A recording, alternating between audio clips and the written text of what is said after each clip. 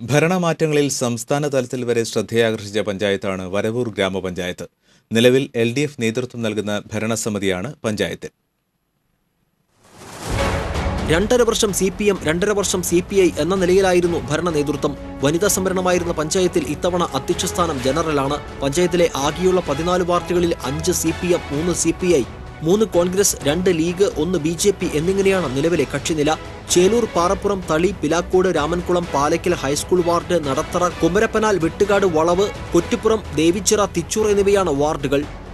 6 general വാർഡുകളും 3 SC വാർഡുകളും 5 വനിതാ വാർഡുകളും എന്നിവയാണ് വാർഡ് ചിത്രം.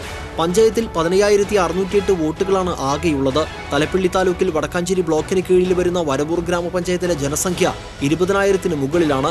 വരവൂർ, പിലാക്കോട്, തിച്ചൂർ എന്നീ വില്ലേജുകളാണ് പഞ്ചായത്തിലുള്ളത്. വരവൂർ തന്നെയാണ് പഞ്ചായത്ത് ആസ്ഥാനം. 94% സാക്ഷരതയുള്ള പഞ്ചായത്തിൽ അധികവും കോളനികളാണ്. 34 കോളനികളാണ് പഞ്ചായത്തിലുള്ളത്. സംസ്ഥാനത്തെ ഏറ്റവും കൂടുതൽ കോളനികളുള്ള പഞ്ചായത്തുകളിൽ ഒന്നാണ് വരവൂർ. 1973-ലാണ് വരവൂർ പഞ്ചായത്ത് രൂപീകരിക്കുന്നത്. ജില്ലയിലെ ഏറ്റവും വലിയ പഞ്ചായത്തായിരുന്ന മുള്ളൂർക്കര ഗ്രാമപഞ്ചായത്തിൽ നിന്ന് വിഭജിച്ചാണ് വരവൂർ പഞ്ചായത്ത് നിലവിൽ വരുന്നത്. പഞ്ചായത്ത് നിലവിൽ വന്നതിന് ശേഷം കോൺഗ്രസിന്റെ നേതൃത്വത്തിലുള്ള ഭരണസമിതിയാണ് ആദ്യം പഞ്ചായത്ത് ഭരിച്ചത്.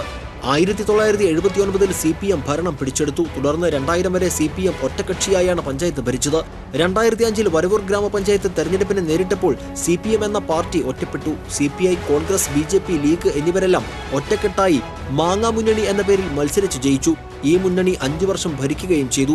മാങ്ങാ മുന്നണി സംസ്ഥാന രാഷ്ട്രീയത്തിലെ ചരിത്രമായിരുന്നു. ദേശീയ തലത്തിൽ വരെ വാർത്തയായ ഒരു കൂട്ടുകെട്ട് മുന്നണിയായിരുന്നു മാങ്ങാ മുന്നണി.